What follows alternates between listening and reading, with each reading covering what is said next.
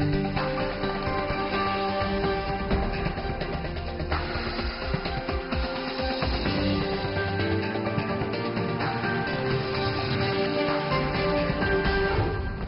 today's World Insight, a tribute to fallen World War II heroes on the 75th anniversary of the Great War, China's contribution to ending the global conflict at an enormous cost in lives and livelihood. And we turn back the pages of Schindler's Ark, the acclaimed World War II novel-turned-blockbuster, up close and personal with the Schindler's Ark author, Thomas Keneally. People have died in great numbers, and they deserve that their deaths shouldn't be written off simply.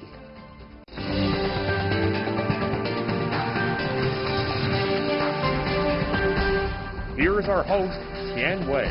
Hello and welcome to World Insight, coming to you live from Beijing. I'm Tian Wei. September the 3rd marks the 75th anniversary of the Allied victory over Japan in World War II, a deep scar in history that left tens of millions of people dead. Chinese President Xi Jinping and other top officials paid tribute to war heroes on Thursday. Before we get down to a discussion with quite a few from different parts of the world of this specific occasion, let's take a look at this.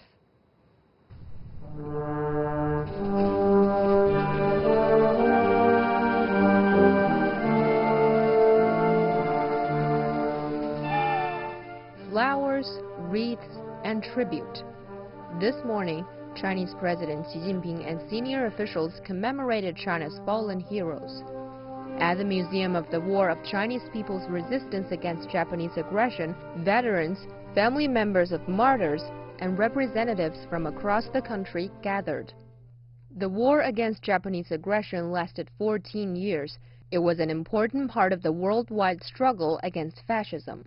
During the 14-year period, China lost over 35 million soldiers and civilians. The country's direct economic losses reached $100 billion at the 1937 exchange rate. Japan formally surrendered in 1945. The victory came at a heavy price and earned China respect from the rest of the world. Today, Chinese commemorate the heroic sacrifices, and the messages remember history, not hatred.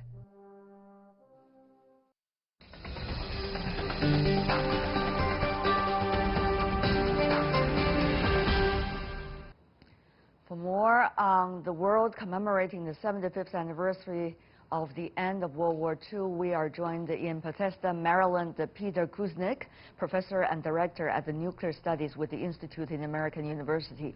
In Washington, D.C., Anton Fedosian, professor of history from the American University, and also in Beijing, Rong Ying, vice president of a CIIS, China Institute of International Studies. Gentlemen, welcome to the program. This is a special day. None of us ever lived in that war. However, we heard so much about that war. Tell me about one or two stories or moments you remembered from history regarding that part of our time. Mr. Fedosian, if you can. Sure. My stories of World War II, of course, come down from my grandparents in the Soviet Union, as does the memory of that war. And the thing that really stands out always is the fundamentally different experience of that war in Greater Eurasia, which was a war of extermination, colonization, and enslavement. And it's very important to remember these facts because in many ways, there is a fundamental difference between the way that East Europeans and the Chinese experienced this conflict and the way that the Americans did, who were only attacked directly on their own soil during the tragedy of Pearl Harbor. But when you compare the losses, which you mentioned in your introduction, to the losses of the Chinese and the Soviet people, the Soviet Union lost 26.6 million, to the best of our knowledge. These are almost incommensurate figures. Mr. Kuznick, what about your own personal experience and memories of that part of history, given possibly your interactions with your parents and your grandparents? Well, my perspective comes from the fact that most of my relatives were killed in the Holocaust before I was born. So my earliest memories are about one aspect of World War II, and that's the viciousness of Nazi Germany. But as a historian, when I study World War II, I'm very depressed by the mythology that still exists. There are three fundamental myths. One is that the United States won the war in Europe, when of course the Soviets get the credit for defeating Nazi Germany. The second fundamental myth is that the atomic bombs forced Japanese surrender and ended the war. And the reality, of course, is that it was actually the Soviet invasion that forced the Japanese to surrender, not the atomic bombs. And the third myth is that the Cold War started during World War II because of Soviet aggression. And that is also a part of the history that Americans don't understand, and which they're consumed with very, very false ideas. And all of these have very dangerous long-term ramifications that I hope we get to talk about today. Very interesting. Both of you talk about the misconceptions about war and how war are being shaped by politics or rhetorics later. Mr. Rong, what about your personal experience with World War II, especially China's war then against the Japanese aggression? 30 million people lost their lives. Yeah, I think my personal experience is to some extent quite similar to the two previous speakers. I think given the fact that my generation was born after the World War II, after, in the case of China, the Chinese people's war against Japanese aggression. So a lot of stories learned, my knowledge learned from stories, movies, and others, and textbooks as well. So like every Chinese, I think we learned that this war, the People's War against Japanese aggression, is a hard one, and we shed a lot of blood, and we owe so much to our martyrs. And equally important is that I think we also appreciate that the allies countries like the United States, Soviet Union, and others have been supporting China's war against Japanese aggression and fought side with us. As a student of international politics, we also learned that after the war, the victory of the war, the UN, the United Nations, was formed, and this is the very purpose of that is to prevent the repetition of that scale of war, which is, I think, equally important and relevant in this context. Of course, you are all experts and historians, but my experience with the war comes very personal. I have a grandma from my mother's side. She lived in then, at the time, Manchuria, but of course it's northeast part of China. That part of the country first experienced the invasion of the Japanese forces during the 1930s and probably earlier than that. And she told me about her younger days, what it was like to run around, just be away from the bullets and also from death.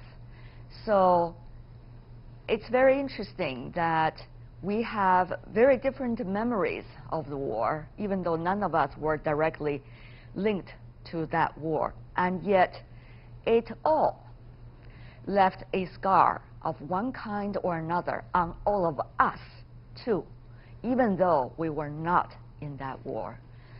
So this brings a very interesting and I think profound question. What is war? And why did we have it? And when we know we had war and we suffered as a whole, no matter which side you are on, why do we still have it, and why there is still advocacy about a potential war? Seems to be the favorite entertainment by some still in our world today.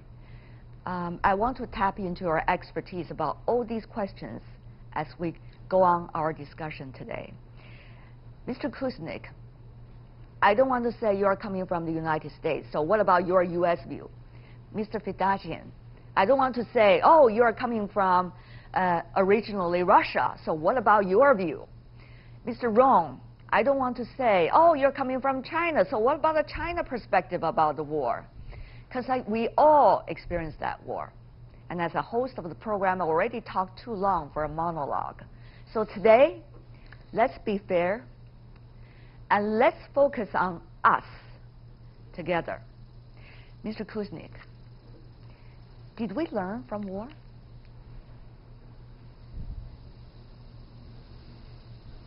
No, we haven't learned the lessons of the war.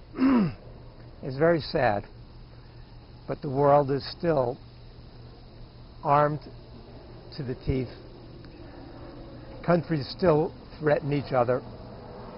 The bullet and the atomic scientists placed the hands of the doomsday clock at 100 seconds before midnight.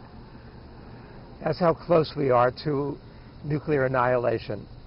They began the clock back in 1947. The closest it's ever been is right now, 100 seconds before midnight. We look at the situation around the world. U.S. relations with China, U.S. relations with Russia, India and Pakistan, China and India. We have one hotspot after another that could explode. And a world that's so heavily armed, in which military forces are in such advanced positions now, to allow these conflicts to develop this way is unconscionable. You have to remember that after the Cuban Missile Crisis, what Kennedy and Khrushchev learned from that crisis was that once one of these crises begins to develop, it's impossible to control them. And the two of them in the next year did everything they could, as Khrushchev said, let's eliminate every conflict between us that could cause another crisis like that. We don't have that kind of leadership in the world now. We've got countries that are viewing it very nationalistically, very selfishly. Every country wants to build up its own armed forces, threaten everybody else, look out for its own interests, and that's exactly the opposite of what we need in the world today. Have we learned from the wars and the war that we are talking about today, Professor Pedashian? Tianwei, yeah, let me support what Peter just said by reminding everyone that the two men that he mentioned, Kennedy and Khrushchev, both fought in the Second World War. And he's absolutely right about the nationalization and the politicization of war, because as the memory of it recedes and as reinterpretations of how it began, how it proceeded, and what its end meant for different countries are introduced, the experience of that kind of total catastrophe recedes, or it's papered over, and the new generations of politicians that are in charge of the world today have no memory of the danger of that kind of destructiveness. It's interesting that the Cold War, which is certainly not a period you can point to and say this was a period of safety and stability, was nonetheless a safer international environment, because the men, and it really was mostly men who constructed it in the 40s, 50s, and 60s, remembered the horrors of the Second World War. Today, when you look at television, wars have become very distant, they've become virtual, they've become very good business, very profitable business, and you just have to look at the American war in Afghanistan, which is by far the longest in American history. Nothing else even comes close, 19 years now. And yet, it is a very distant reality for the overwhelming majority of Americans, because it's fought on the other side, it's not present. It's fought virtually in many cases. Soldiers with joysticks in Arizona, striking targets in Afghanistan. And this kind of warfare, modern, hybrid warfare that all countries engage in, has really made this brinkmanship so much more dangerous. I see. Mr. Rong, have we learned from the war? The same question to you. Yeah, I think first of all we have to say that despite the fact that the dangers of war is always there, and if you look at the past 75 years, we have to say we are fortunate that we have never so far a kind of world war, the so-called the danger is always the Third World War, But even though we have quite a lot of regional wars, local conflicts, and so on. So this is that's a good question and reason for that. For that, I think certainly I think we human beings, at least that so far we have learned some lessons from the two previous world war that has been bring about so many damages and casualties to mankind, particularly after the introduction, the development of atomic nuclear weapons. I think the human being, the Earth, cannot afford a kind of war like that. That is probably, I think, one of the reasons for that. The other thing is, of course, I think the organizations like United Nations, the principles and the purposes, and also that has been followed, and which helps to manage the conflicts and advocating kind of peaceful management and the resolution of the conflict for that. And also, I think we have to recognize there are statements and from countries in the world that has been working very hard to advocate a kind of peace instead of war. And the problem, the danger is that, as the two previous speakers has been alluded, and to some extent I agree, that we seems that entering into a period and a state where people are easily and loosely talking about war. Yeah. This is very much, I think, a danger. And you talk about three major words that I have identified together with your colleagues earlier. One is deterrence. Because of nuclear weapons, we all have deterrence toward one another in terms of a hot, large-scale war, and therefore we tend to be much more careful than we used to be in terms of war. Second, you talk about platforms, international platforms in which we could talk to one another, discuss, and probably to resolve, at least to a certain extent, some differences. Third, you talk about statesmen who have been experiencing wars, but at the same time, who have been trying the hardest to avoid wars. Now, do we have, Mr. Kuznick, those conditions anymore? In other words, are we on the brink of having another hot war? We saw these words have been the frequent and the most popular phrases for some politicians these days around the world, not just in one country, in quite a number of countries.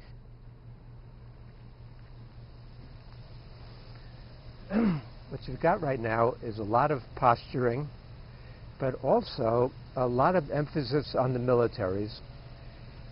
All 9 nuclear powers are currently modernizing their nuclear forces. Obama began this in the United States when he announced a 30-year, trillion-dollar modernization of every aspect of the nuclear arsenal and delivery systems. The estimate is now at least $1.7 trillion. China is building up its military in an unprecedented way. China already has the biggest navy in the world. Their defense systems, missile defense systems, are first class. But Russia, on March 1st, 2018, Vladimir Putin, in his State of the Nation address, announced that Russia now had 5 new nuclear weapons, all of which could circumvent U.S. missile defense. India, under Modi, every one of these countries is having the same playbook right now. So instead of thinking about how we tamp down the tensions, how we act as statesmen, how we rely on diplomacy, how we find our common interests, which we have, we're instead actually intensifying the conflicts and moving closer and closer toward confrontation. Okay. In January 2018, the United States... Go ahead, sir. You want to finish that sentence. In January 2018, the United States announced that its main security threat was no longer international terrorism, it was Russia and China. And if you look at the report that the Pentagon just put out this week about China's military prowess, it's all confrontational rhetoric. It's all talking about China's buildup and how the U.S. has to counter this. We see what's happening in the South China Sea right now, which is very, very tense. That could explode at any time. And so instead of thinking about our common interests, instead of having leaders who approach the crises from the standpoint of humanity as a global population, what we have are people thinking in very nationalistic terms, and that's what gets us in this kind of trouble.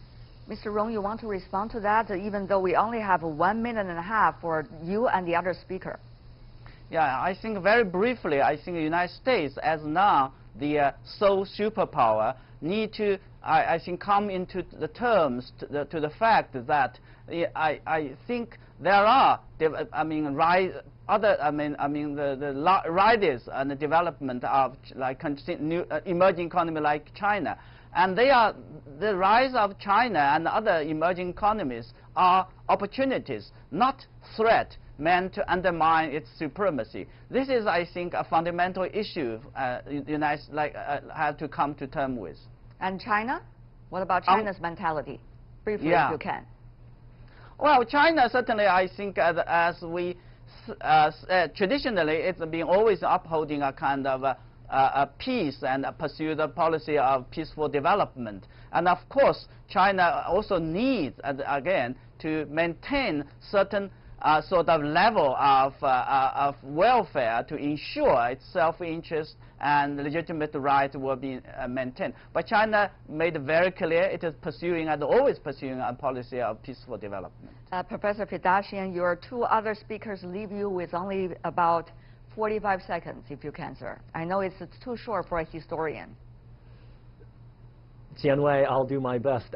Let me address one of the three that you mentioned, which is statesmanship. I have to tell you that there really is not much in terms of statesmanship that can smooth over and avoid this kind of conflictual dialogue, or conflictual narrative, I should say, in the West. You know, it's interesting, we started this conversation with the Second World War, and even throughout the Cold War, with the existential standoff between the Soviets and the Americans, for the Soviet Union, World War II, strangely, was this remarkable era of cooperation between very incompatible powers, Great Britain, the United States, and the Soviet Union. And the Soviet leadership constantly looked back to that time when they could find a common language of mutual respect and mutual cooperation. Right. That kind of attitude is lacking mostly, unfortunately, from Washington in relation to Moscow and Beijing these days.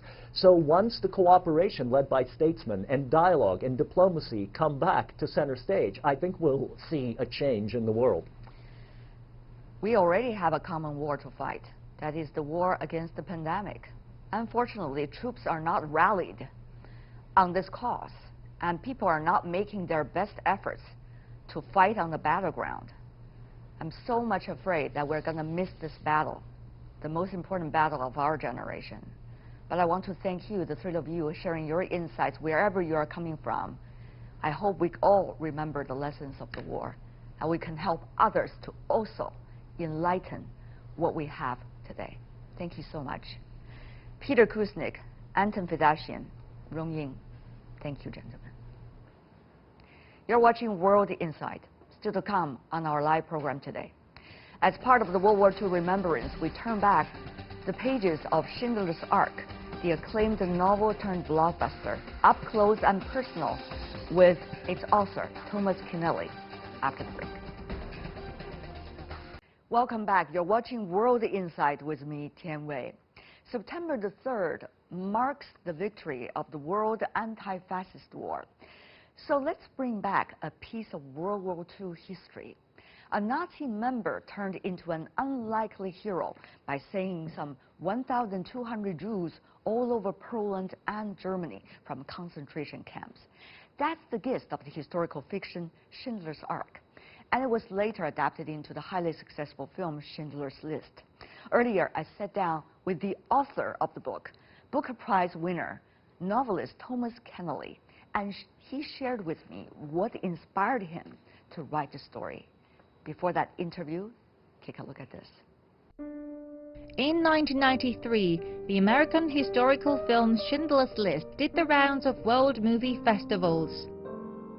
With 7 Oscars, 7 BAFTAs and 3 Golden Globes, it first introduced to a wide audience the name of Oskar Schindler, a German businessman, a Nazi party member, war profiteer, yet also a man who saved over 1,100 Jews from concentration camps during the Holocaust. The movie was based on the novel Schindler's Ark, written by Australian author Thomas Keneally, who is neither German nor Jewish. Mr. Keneally got to know Schindler's story from Leopold Page, one of the survivors in Schindler's factory. Page made it his life mission to tell the story of Schindler, and Keneally helped him to fulfill it. When the famous Jewish-American director Steven Spielberg first read the novel, he was unsure if he was ready to make a film about the Holocaust. But finally he made up his mind to tell the story of how the Jews suffered through the eyes of an unlikely good Samaritan, Oskar Schindler, who proved to be righteous. I couldn't go to Alaska. There are 1,100 people who are alive because of you. Look at them. If I made more money.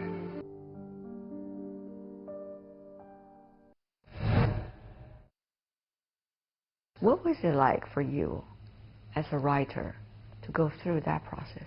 Well, I thought it would be easier than it was.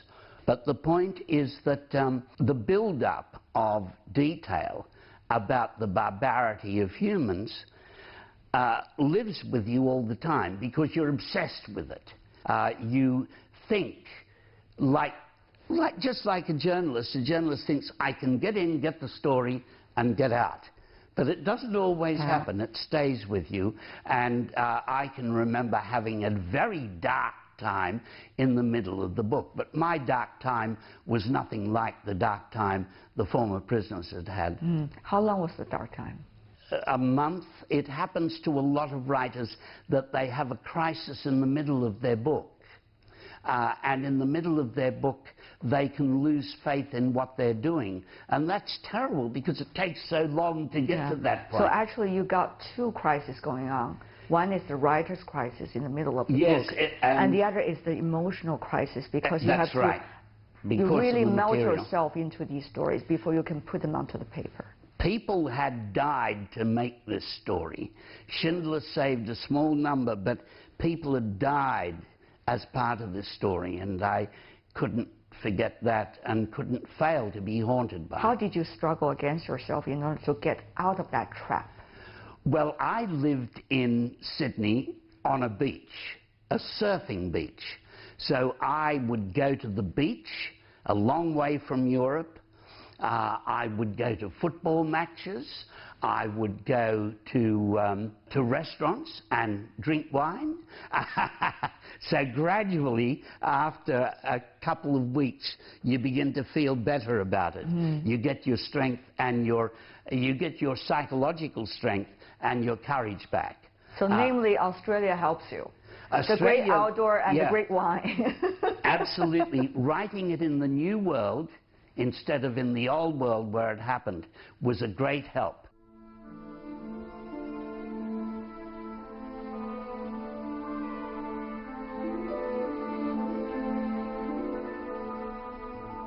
Movies about wars usually could fall into a trap. Good men versus bad men. Good people versus bad people. But in your book, I find it a bit more complicated than that.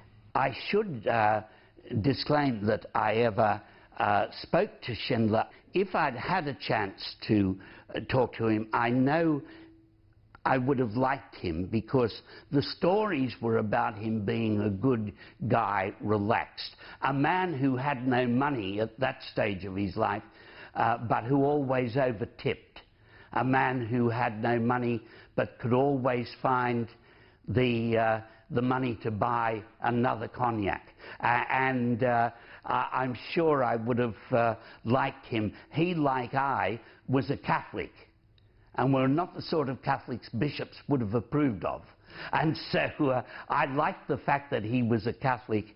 On top of that, he was flawed. I wouldn't have to be reverent to him because he was a bad husband. He used people As cheap labor. Yes, because that's why he wanted to have these people Yes, originally, and he always wanted to be rich. He always intended he'd make a killing out of the war.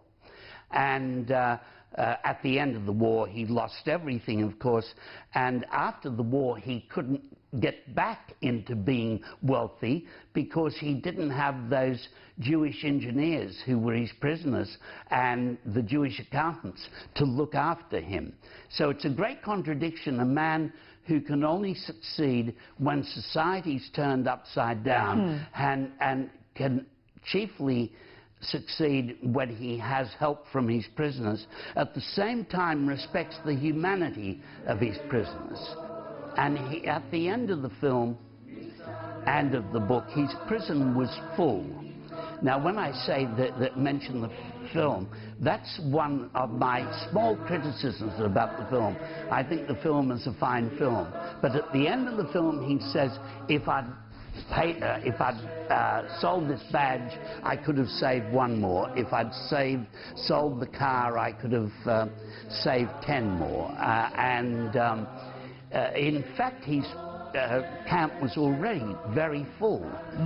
While wanting to be sincerely rich, he had an amiable regard for the humanity of these other people. He knew that they were his brothers in the human race, as simple as that. At the same time as being a black marketeer, a scoundrel, and a great, he could confuse officials. He could bombard them with documentation, he could bribe them with diamonds, as he does in the film and does even more in the book. And he was an extraordinarily confident man. So the question really is, what is this really about? Is this about bigger cause, or this is about the bottom line of human instinct? Yes, it's interesting that you can indoctrinate people to hate other people, and the indoctrination is often successful with quite intelligent people.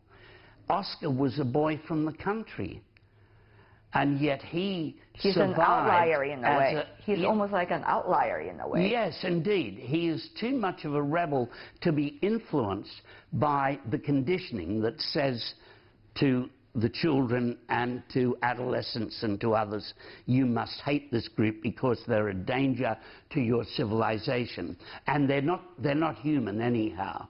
So you don't have to, they're louse. You don't have to worry about killing them off. It's interesting that he evaded that, that conditioning. And in any case, he was a part of the book that he was an agent of German military intelligence as well. So he was spying for them on the SS, and that was an interesting part of his. But when the film was made and Spielberg cut it down, it was 6.5 hours long, and then he cut it down to 3.25. So he did a good job to get it down to 3.25. But he had to just concentrate on this idea of rescue and ambiguity. What I liked about Spielberg, who should I be to say, why should I be the one to say that when he's a far more famous director than I am a writer? But the truth is that I respected his taste for showing in the film just how mixed Oscar's motives were, just how ambiguous he was. Mr. Keneally, what is it like for you? I mean, as a writer, the book was big. Yes. You won a Booker Prize for it. Then it was getting even bigger because of the movie. But you know, the book itself was about the worst nature of human being. The book itself is about hundreds of thousands of deaths during the war, and the uncertainty of human nature for the future. Mm. How do you read so many messages all at the same time personally? I was raised a Catholic. I don't think I'm a Catholic anymore, but we were told that we had original sin, that we were born imperfect.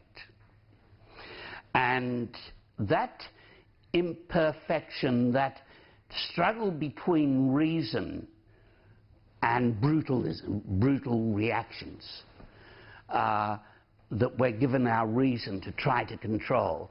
That struggle has just always fascinated me from childhood, in myself too. One of the reasons I wanted to write that book was to ask myself, how would I have behaved in that situation? How? Am I confident that I wouldn't, under the orders of my officers and under the conditioning of a young lifetime, do what they did? And I'm scared that I don't know the answer. I'm scared that I might. And so I deliberately set out to pluck those strands out, because, as you say, people had died in great numbers, and they deserved that their deaths shouldn't be written off simply, that the full complexity of both death and survival, and of goodness and malice. And the prisoners told me this. The prisoners said, whenever we met Schindler after the war, we would ask him why he did it. Mm-hmm. And it depended on the day. He'd say one thing, then in a couple of days' time he'd completely contradict himself, then he'd say something again the following week, and so on. Every time they asked him that question, Poldek said it was a different answer.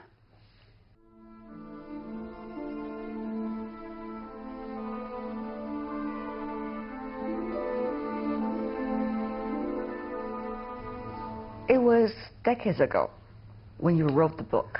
Yes. I was young. I had a little bit of hair.